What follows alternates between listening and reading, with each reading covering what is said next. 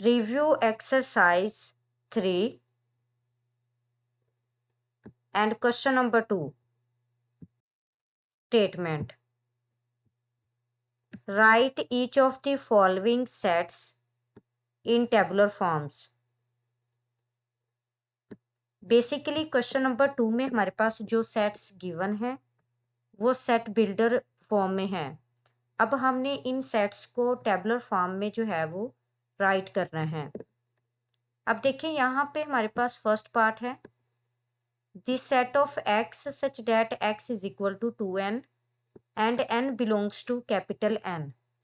यानी कि हमारे पास एक सेट है जिसमें x के टाइप के एलिमेंट्स हैं और x बेसिकली इक्वल है टू n के, और यहाँ पे n जो है ये बिलोंग कर रहा है नेचुरल नंबर यानी n से। तो अब हमने इसे जो है वो टेबुलर फॉर्म में राइट करना है। सॉल्यूशन। अब देखिए यहाँ पे हमारे पास जो फर्स्ट पार्ट है ये बेसिकली हमारे पास एक सेट है जिसमें x की टाइप के एलिमेंट्स हैं और x जो है ये बेसिकली इक्वल है 2n के, और n जो है ये कैपिटल N यानी नेचुरल नंबर से बिलोंग कर रहा है। तो इसका मतलब है अगर n की जगह पे फर्स्ट नेचुरल नंबर पुट करें 1, तो 2 इंटू 1 जो है ये 2 के इक्वल होगा, और 2 इंटू 2 यानी जब n की जगह 2 पुट करेंगे तो ये 4 के इक्वल होगा। यानी बेसिकली जो है यहाँ पे सेट में इवन नंबर्स होंगे जो कि हमारे पास 2n के इक्वल होंगे, यानी इवन नंबर्स हमारे पास वो नंबर्स होते हैं जो 2 के मल्टीपल्स हों। तो 2, 4, 6, 8, 10 and up to so on. चूंकि यहाँ पे हमारे पास n के लिए कोई कंडीशन नहीं है तो इसका मतलब है कि यहाँ पे फिर हम जो है वो अप टू सो ऑन की फॉर्म में से राइट कर देंगे। जी, second part, the set of x such that x is equal to 2m plus 1 and m belongs to capital N। अब चूंकि यहाँ पे अगर फर्स्ट पार्ट की बात करें तो यहाँ पे हमारे पास इवन नंबर्स थे जो कि किस फॉर्म में थे, 2n की फॉर्म में। अब चूंकि यहाँ पे 2m plus 1 की फॉर्म में है तो ये बेसिकली हमारे पास ओड नंबर्स होंगे जिसमें हमारे पास m जो है ये कैपिटल N से बिलोंग कर रहा है। जब हम फर्स्ट नेचुरल नंबर m की जगह पे पुट करेंगे तो 2 इंटू 1 जो है ये बेसिकली हमारे पास 2 के इक्वल होगा, और 2 प्लस 1 जो है ये किसके इक्वल होगा, 3 के। इसी तरह जब 2m की जगह पे 2 पुट करेंगे तो 2 इंटू 2 जो है ये हमारे पास इक्वल होगा 4 के, 4 प्लस 1 जो है ये इक्वल होगा 5 के। तो 3, 5, 7, 9, 11 and up to so on.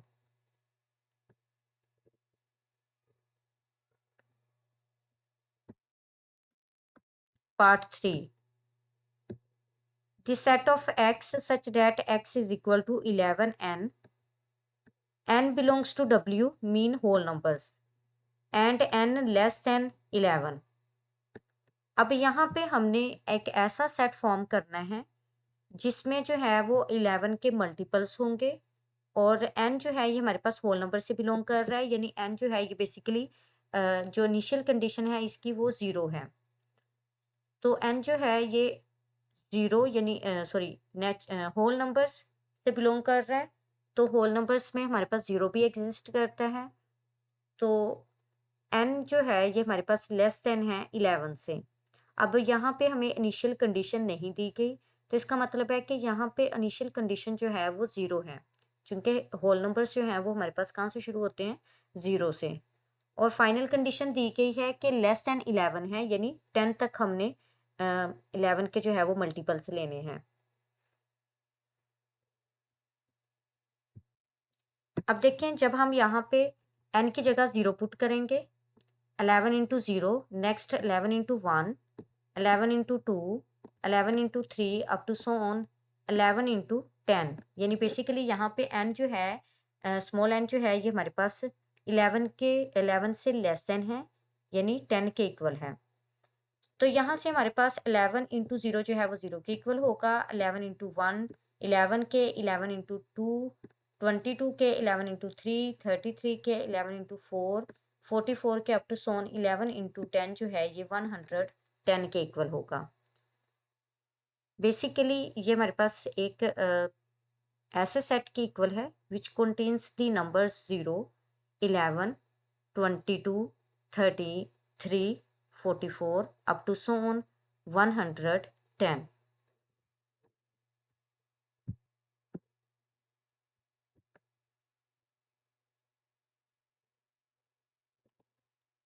Ji, part 4। The set of x such that x belongs to E means even number। And condition क्या है यहाँ पे हमारे पास x greater than 4 and less than 6। अब देखिए 4 और 6 के बिटवीन हमारे पास कोई भी इवन नंबर नहीं आता, तो इसका मतलब है यहाँ पे जब हम इसे टेबुलर फॉर्म में राइट करेंगे तो बेसिकली ये हमारे पास एक एम्प्टी सेट के इक्वल होगा। जी, fifth part. The set of x such that x belongs to O means odd number and x greater than and equal to 5 and less than 7। तो यहाँ पे अब हमारे पास odd नंबर की बात हो रही है, तो x जिसमें greater than and equal to 5 है और लेस देन 7 है, तो 5 और 7 के बिटवीन हमारे पास कोई भी odd नंबर नहीं आता, तो इसका मतलब है ये भी हमारे पास एक एम्प्टी सेट के इक्वल होगा। Part 6। The set of x such that x belongs to Q and x square is equal to 2, यानी एक्स के लिए कंडीशन भी बता दी गई है, यानी कि हमने टेबुलर फॉर्म में एक ऐसा सेट फॉर्म करना है जिसमें जो है वो रैशनल नंबर्स होंगे और किस फॉर्म के होंगे, x square is equal to 2 की फॉर्म के। अगर हम इसे सेपरेट सोल्व करें तो x square is equal to 2 taking square root on both sides, तो x square root is equal to square root of 2, square root से कैंसिल होके एक्स बच जाएगा और एक्स इक्वल है स्केयर रूट ऑफ 2 के।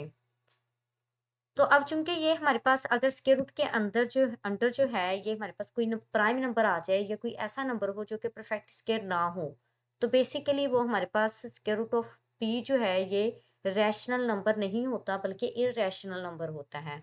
तो इसका मतलब है एक्स जो है ये बेसिकली हमारे पास रैशनल नंबर नहीं है। तो इसका मतलब है कि यहाँ पे जो हम टेबुलर फॉर्म में सेट फॉर्म करेंगे ये बेसिकली हमारे पास एक एम्प्टी सेट होगा विच कंटेन्स नो एलिमेंट, यानी कि रैशनल नंबर में हमारे पास x square is equal to 2 के फॉर्म का कोई भी नंबर नहीं होता बल्कि ये हमारे पास इररेशनल नंबर से बिलोंग करते हैं। जी, part number 7। The set of x such that x belongs to Q and x is equal to minus x. अब हमने एक ऐसा सेट फॉर्म करना है यानी जिसमें हमारे पास रैशनल नंबर्स हों और उसके लिए कंडीशन ये है कि हमारे पास x जो है वो इक्वल होना चाहिए माइनस एक्स के। अगर हम इस कंडीशन को सेपरेट सोल्व करें तो x is equal to minus x इस साइड पे आके प्लस के साइन में कन्वर्ट हो जाएगा, माइनस का साइन, तो x प्लस एक्स जो है ये इक्वल होगा 0 के। 2x is equal to 0, 2 equal की लेफ्ट साइड पे x के साथ मल्टीप्लाई में है, जब हम इसे इक्वल की राइट साइड पे लेके जाएंगे तो ये 0 पे डिवाइड हो जाएगा, तो x इज इक्वल टू 0/2 जो है ये बेसिकली 0 के इक्वल होगा। तो इसका मतलब है कि हमारे पास एक ऐसा सेट फॉर्म होगा जिसमें एक सिंगल एलिमेंट है जो कि 0 के इक्वल है। बेसिकली हम इसे सिंगल्टन सेट कह सकते हैं लेकिन एम्प्टी सेट नहीं कहेंगे। अक्सर स्टूडेंट्स का ये होता है कि 0 इसके अंदर आ रहा है तो इसका मतलब है ये एम्प्टी सेट बन गया। नो, ये एम्प्टी सेट नहीं है बल्कि एक ऐसा सेट है which contains only one element यानी 0। तो ये हमारे पास एक सिंगल्टन सेट है। तो अब देखिए यहाँ पे x जो है ये बिलोंग x इक्वल था स्क्वायर रूट ऑफ 2 के। बेसिकली स्क्वायर रूट ऑफ 2 जो है वो रैशनल नंबर से बिलोंग नहीं करता, तो इसलिए यहाँ पे एम्प्टी सेट आया है। लेकिन यहाँ पे आंसर 0 बन रहा है तो बेसिकली 0 जो है वो रैशनल नंबर से बिलोंग करते हैं। तो इसका मतलब है यहाँ पे हमारे पास जो सेट बनेगा वो बेसिकली एक ऐसे एलिमेंट को कंटेन, सॉरी 0 को कंटेन कर रहा होगा। तो इसका मतलब है ये हमारे पास एक सिंगल्टन सेट है which contains only one element. Part 8। This set of x such that x belongs to R and x not belongs to Q dash, यानी कि यहाँ पे हमारे पास एक ऐसा सेट है जो कि रियल नंबर से, जिसमें एलिमेंट्स जो हैं वो रियल नंबर से बिलोंग कर रहे हैं लेकिन वो एलिमेंट्स जो हैं वो इररेशनल से बिलोंग नहीं कर रहे। Q डैश से मुराद क्या है, इररेशनल नंबर्स। तो वो नंबर्स जिनको हम p/q की फॉर्म में नहीं राइट कर सकते हैं जहाँ पे पी और क्यू जो है वो जेड से बिलोंग कर रहे होते हैं, लेकिन क्यू जो है वो 0 के इक्वल नहीं होता। तो बेसिकली यहाँ पे हमें एक ऐसा सेट फॉर्म करना है जिसमें एलिमेंट्स जो है वो आर से बिलोंग कर रहे होंगे, लेकिन वो क्यू डैश से बिलोंग नहीं कर रहे होंगे। अगर वो क्यू डैश से बिलोंग नहीं कर रहे, तो इसका मतलब है कि फिर वो सेट हमारे पास रैशनल नंबर्स का सेट होगा, यानी क्यू के इक्वल होगा। Question number 3, let u is a set of numbers 1 2 3 4 5 6 7 8 9 and 10. A is the set of numbers 2 4 6 8 and 10. B is a set of numbers 1 2 3 4 and 5. And C is a set of numbers 1 3 5 7 9. यानी basically question number 3 में हमारे पास set U, set A, set B और set C जो है ये given है।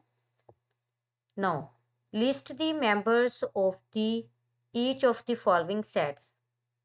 अब हमने जो है वो फॉलोइंग सेट्स जो हैं इनके मेंबर्स को लिस्ट करना है। फर्स्ट पार्ट है हमारे पास A complement. Basically A complement जो है ये यू का डिफरेंस होगा ए से, यानी हमने यू के वो एलिमेंट्स लेने हैं जो ए से बिलोंग नहीं करते।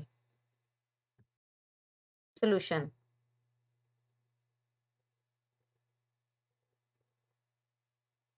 अब देखें यहाँ पे हमारे पास ए कॉम्प्लीमेंट जो है ये इक्वल होगा यू डिफरेंस ए के।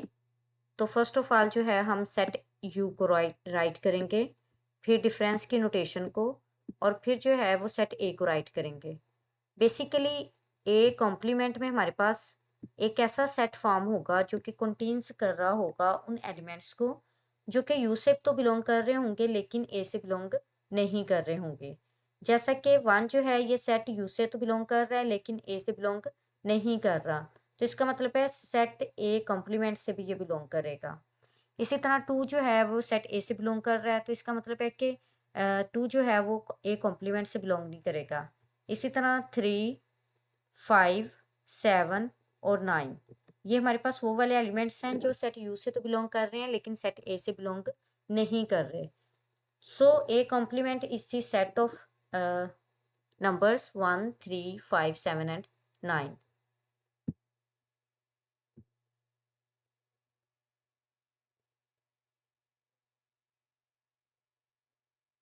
पार्ट 2, अब देखिए यहाँ पे हमने बी कॉम्प्लीमेंट फाइंड करना है।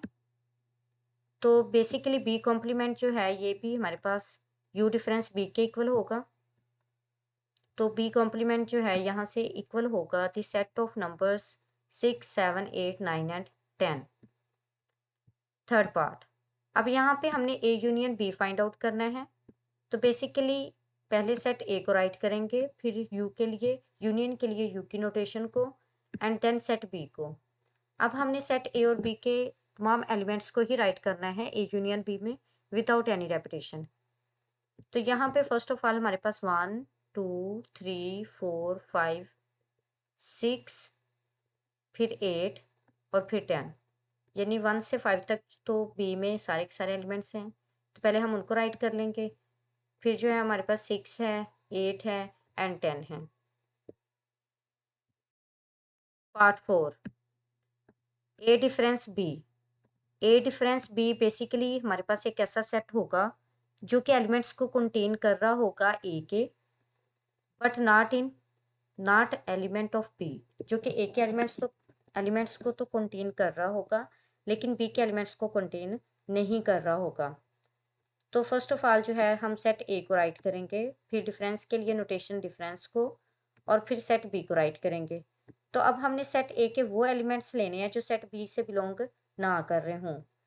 तो 2 जो है वो सेट बी से भी बिलोंग कर रहा है, तो इसका मतलब है ए डिफरेंस बी से बिलोंग नहीं करेगा। 4 जो है ये भी सेट बी से बिलोंग कर रहा है, तो ये भी ए डिफरेंस बी से बिलोंग नहीं करेगा। तो 6 8 और 10 ये वो वाले एलिमेंट्स हैं जो सेट ए से तो बिलोंग कर रहे हैं लेकिन सेट बी से बिलोंग नहीं कर रहे। So A difference B is the set of elements numbers 6 8 and 10. Fifth part, A intersection C. A intersection C में बेसिकली हमने वो एलिमेंट्स लेने हैं जो सेट ए और सी दोनों में ही कॉमन हो।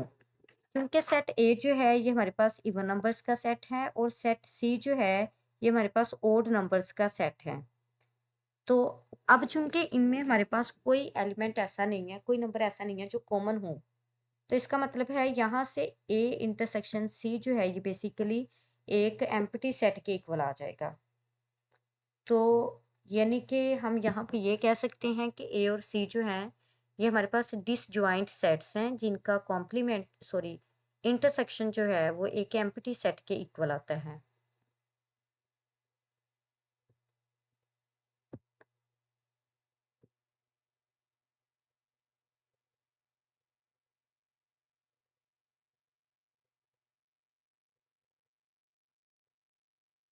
जी, पार्ट 6।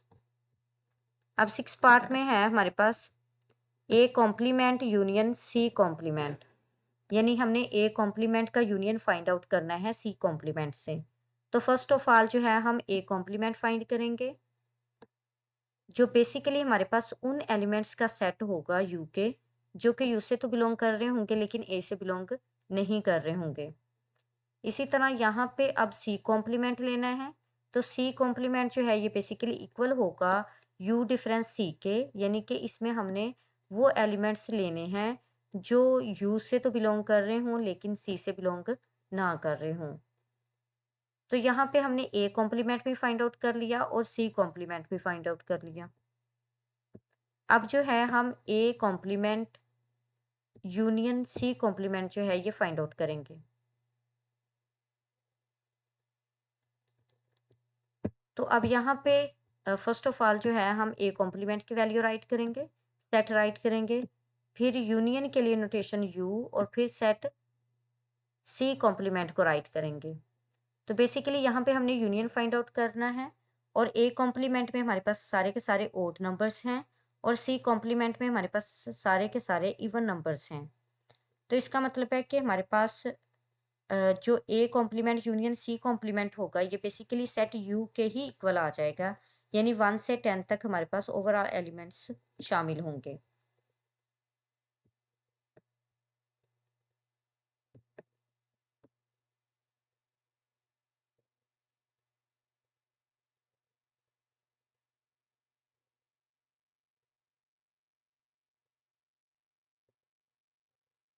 जी, नेक्स्ट है हमारे पास A complement union C complement. तो अभी हमने ए कॉम्प्लीमेंट फाइंड आउट किया था, उसी की वैल्यू यहाँ पे अगर हम दर्ज कर दें, अगर ये सेपरेट क्वेश्चन पूछा जाएगा तो इसका मतलब है ए कॉम्प्लीमेंट की वैल्यू जो है वो सेपरेट आप लोगों को फाइंड करना होगी। तो यहाँ पे फर्स्ट ऑफ ऑल जो है हम ए कॉम्प्लीमेंट को राइट करेंगे, फिर यू यूनियन के लिए नोटेशन यू को, और फिर जो है वो सी को राइट करेंगे, सेट सी को। तो अब चूंकि यूनियन हमने फाइंड आउट करना है तो सी ए कॉम्प्लीमेंट जो है ये बेसिकली सेट सी के ही इक्वल है। तो इसका मतलब है कि यहाँ से ये हमारे पास सेट होगा ऑफ नंबर्स 1 3 5 7 एंड 9, जो कि इक्वल है ए कॉम्प्लीमेंट के भी और सेट सी के भी। जी, पार्ट नंबर 8। यहाँ पे हमने बेसिकली फाइंड करना है यू कॉम्प्लीमेंट। तो यू कॉम्प्लीमेंट फाइंड करेंगे हम यू का ही यू से डिफरेंस लेंगे। जब हम यू का यू से डिफरेंस लेंगे तो बेसिकली हमारे पास एक एम्प्टी सेट के ही इक्वल आ जाएगा।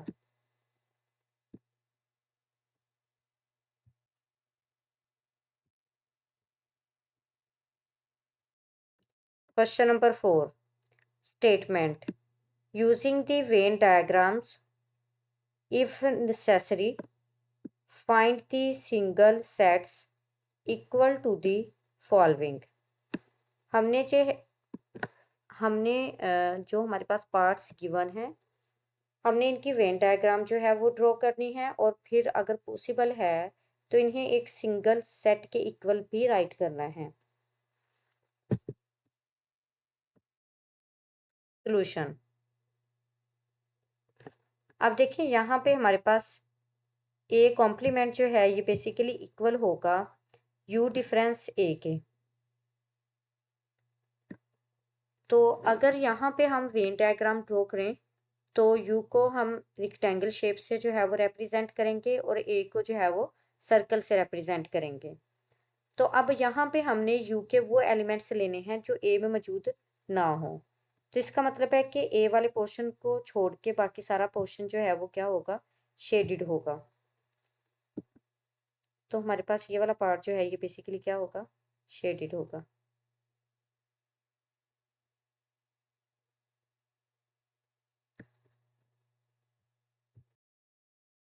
तो यहाँ से हमारे पास यू का एरिया जो है वो शेडेड होगा, बट ए वाला एरिया जो है वो शेडेड नहीं होगा।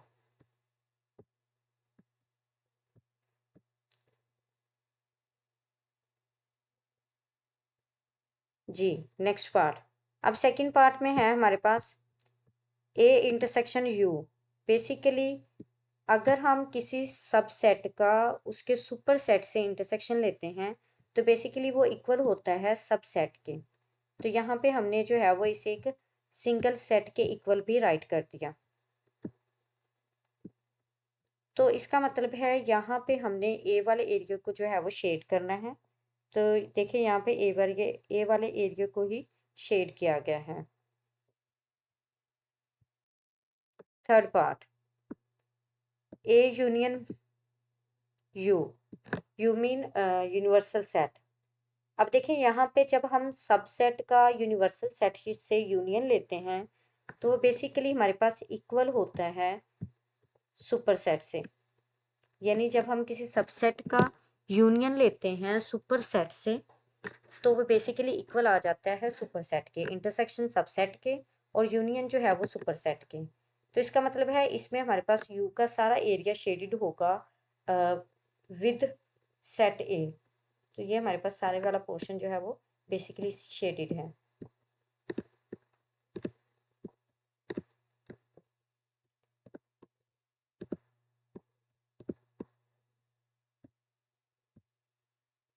जी, फोर्थ पार्ट है हमारे पास ए यूनियन एम्प्टी सेट। जब हम एम्प्टी सेट, चूंकि हर एक सेट का सबसेट होता है, तो ए यूनियन करेंगे जब एम्प्टी सेट से तो ये बेसिकली हमारे पास सेट ए के ही इक्वल आ जाएगा। तो इसका मतलब है कि हम सेट ए को यहाँ पे शेड करेंगे।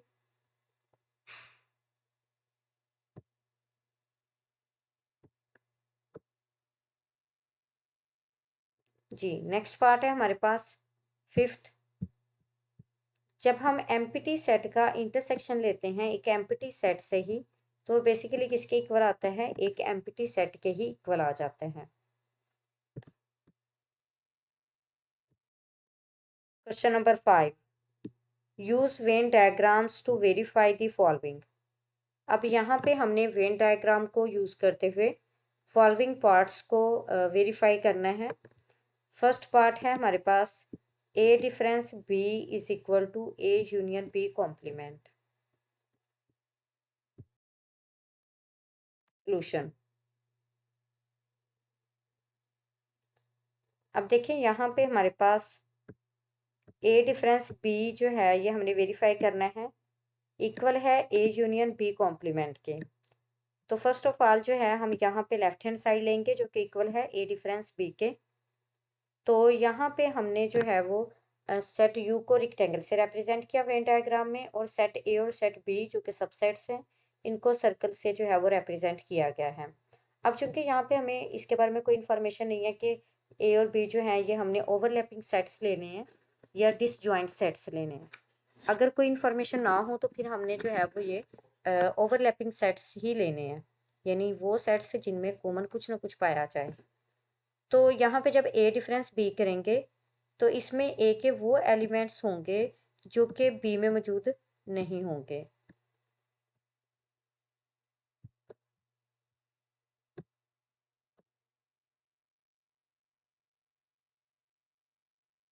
Right hand side. अब देखिए राइट हैंड साइड जो है ये बेसिकली इक्वल है ए यूनियन बी कॉम्प्लीमेंट के। तो फर्स्ट ऑफ ऑल जो है हम कॉम्प्लीमेंट फाइंड करेंगे बी का, तो ये बेसिकली यू का बी से डिफरेंस होगा। तो जब U difference B find out करेंगे तो इसमें यू के वो एलिमेंट्स होंगे जो यू में तो पाए जा रहे होंगे लेकिन बी में नहीं पाए जाएंगे। तो इसका मतलब है कि हमारे पास बाकी सारा एरिया शेड हो जाएगा सिर्फ यू वाला पोर्शन जो है, सॉरी बी वाला पोर्शन जो है वो बाकी बच जाएगा।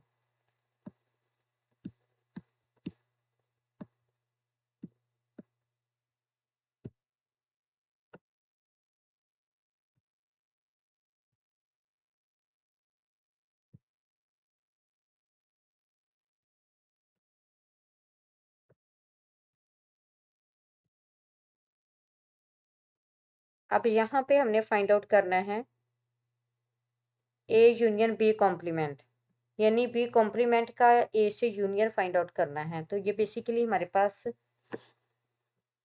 बी को छोड़ के बाकी सारा पोर्शन जो है वो शेडेड हो जाएगा। सो ए डिफरेंस बी जो है ये इक्वल है ए यूनियन बी कॉम्प्लीमेंट के।